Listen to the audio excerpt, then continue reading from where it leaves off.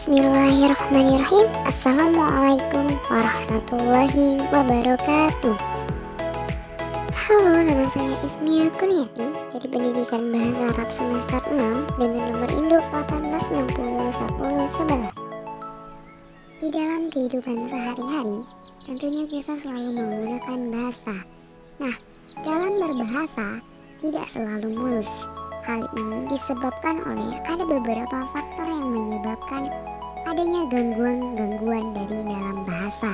Nah, kali ini saya akan membahas pembahasan selanjutnya dari saudari Melisa Kirana, yaitu tentang gangguan berpikir dan gangguan berkomunikasi dan dalam perkembangan bahasa anak. Gangguan-gangguan dalam berbahasa tersebut disebut dengan patologi. Mari menyaksikan. Gangguan berpikir merupakan pembicaraan yang tidak logis, yaitu kata-kata yang diucapkan tidak dapat dipahami. Adanya ketidaksesuaian antara kata dalam kalimat yang diucapkan dalam kasus komunikasi. Macam-macam gangguan berpikir yaitu pikun atau demensia, skizofrenik, dan depresif. Yang pertama, pikun atau demensia. Pikun berarti penurunan fungsi memori atau daya ingat dan daya pikir lainnya yang semakin buruk dari waktu ke waktu.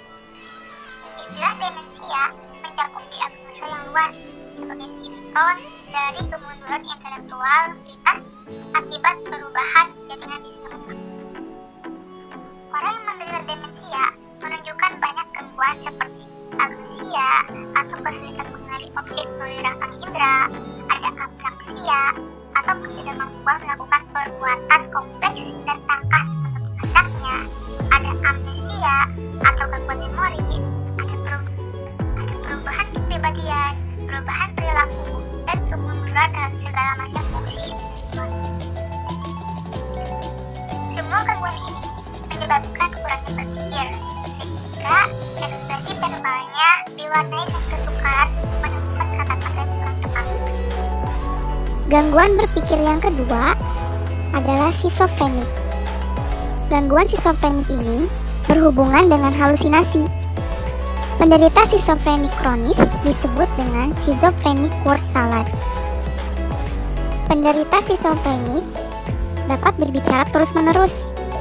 Ocehannya hanya merupakan ulangan curah verbal semula dengan sedikit tambahan atau dikurangi beberapa kalimat. Hal tersebut dapat terjadi karena skizofrenik ini berhubungan dengan halusinasi.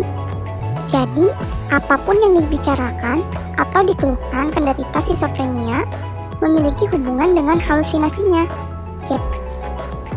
Gangguan berpikir yang ketiga adalah depresif. Depresif ini dialami oleh orang yang tertekan jiwanya dan tampak dari gaya bahasanya dan makna curah verbalnya yang cenderung lemah lembut dan kelancarannya terputus-putus dalam interval yang cukup panjang. Curah verbal orang yang depresif dicoraki dengan topik yang menyedihkan, menyalahi, dan mengutuk dirinya sendiri, kehilangan semangat bekerja dan gairah hidup, serta tidak mampu menikmati kehidupan, malah cenderung berupaya mengakhiri. Ini saya akan menjelaskan materi mengenai kasus Kamala dan kasus Jenny. Yang pertama yaitu kasus Kamala. Kasus adanya anak manusia yang dipelihara oleh serigala. Menurut catatan Zing, sejak tahun 1344 telah ada 31 kasus dalam Chaucer 1983 halaman 68. Salah satu diantaranya adalah Kamala dan adiknya, anak-anak perempuan India yang ditemukan oleh seorang misionaris di Midnapur, India. Cerita mengenai Kamala dan adiknya. Kamala ditemukan saat usianya 8 tahun, sedangkan adiknya 2 tahun. Kamala dapat bertahan hidup sampai ia berumur 9 tahun, sedangkan adiknya meninggal tak lama setelah ia ditemukan. Kamala sangat mirip dengan serigala. Ia dapat berlari cepat dengan tangan dan kakinya, mengaum, tidak bercakap satu kata pun, dan tidak memiliki emosi di wajahnya. Sangat sukar untuk mengajarinya berdiri, menggunakan tangan, bercakap-cakap, sampai ia meninggal tak lebih dari 50 kata yang dipelajari. Ia mencium-cium dan mengendus-ngendus makanannya, memeriksa segala sesuatu dengan indera penciuman, memiliki ketajaman mata di malam hari, dan memiliki pendengaran yang tajam pula. Tidak tersenyum maupun tertawa.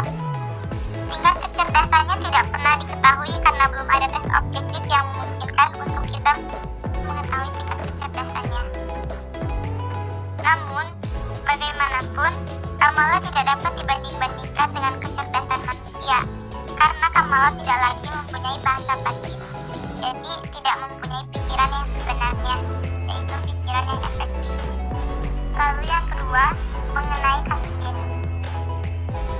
Jenny adalah seorang anak yang berada dalam asuhan orang tuanya, tetapi terlepas dari kehidupan manusia yang wajar.